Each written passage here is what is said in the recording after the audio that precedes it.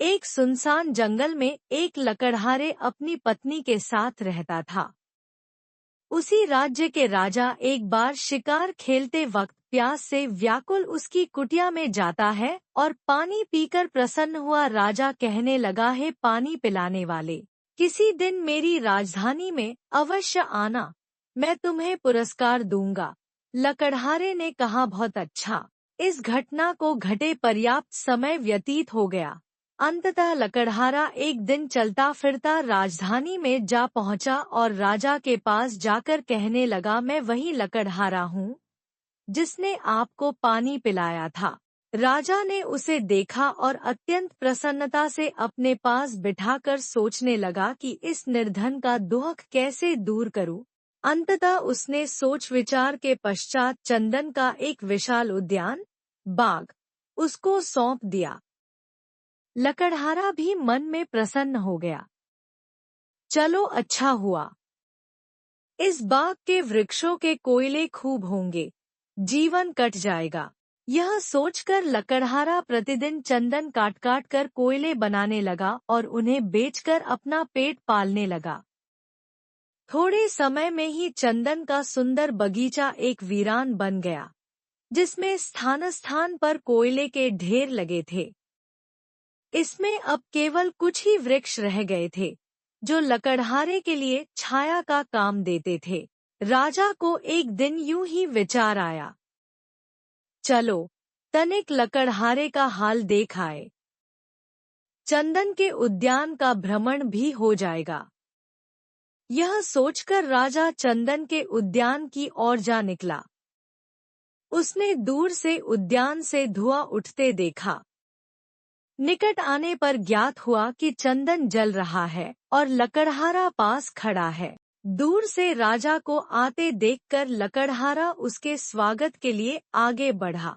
राजा ने आते ही कहा, भाई, यह तूने क्या किया?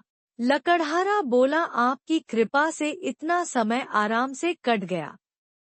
आपने यह उद्यान देकर मेरा बड़ा कल्याण किया।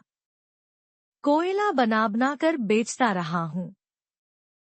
अब तो कुछ ही वृक्ष रह गए हैं। यदि कोई और उद्यान मिल जाए तो शेष जीवन भी व्यतीत हो जाए। राजा मुस्कुराया और कहा, अच्छा, मैं यहाँ खड़ा होता हूँ। तुम कोयला नहीं, प्रत्युत इस लकड़ी को ले जाकर बाजार में बेच आओ।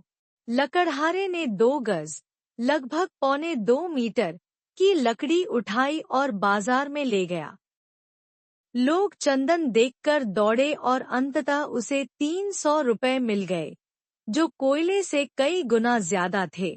लकड़हारा मूल्य लेकर रोता हुआ राजा के पास आए और जोर जोर से रोता हुआ अपनी भाग्यहीनता स्वीकार करने लगा।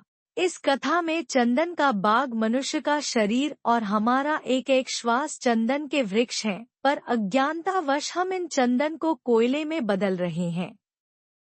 लोगों के साथ बैर, द्वेष, क्रोध, लालच, ईर्ष्या, मनमुटाव को लेकर खींचतान आदि की अग्नि में हम इस जीवन रूपी चंदन को जला रहे।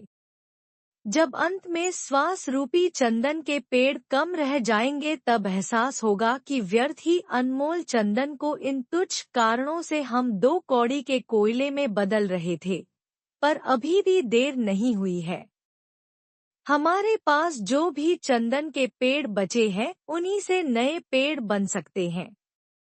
योग से आपसी प्रेम, सहायता, सौहार्द, शांति, भाईचारा और विश्वास के द्वारा अभी भी जीवन संवारा जा सकता है। कृपया मेरे चैनल को लाइक, सब्सक्राइब और शेयर करें। आपका समर्थन मेरे लिए बहुत मायने रखता है और इससे मुझे बेहतर कंटेंट बनाने की प्रेरणा मिलती है।